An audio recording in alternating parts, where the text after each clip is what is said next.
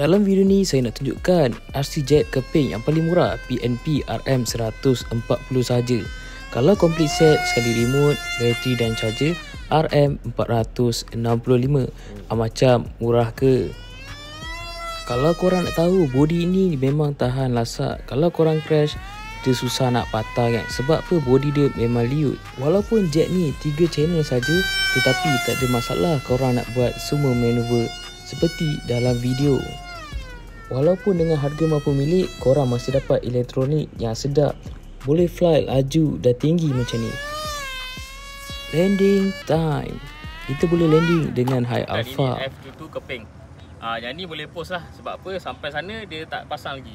Jadi untuk pasang pun ada video installation guide lah. Surface, elevator tarik belakang.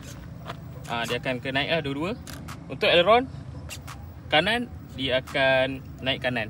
Yang ni pastikan sebelum anda fly, kena pastikan arah betul. Okay, ini thrust.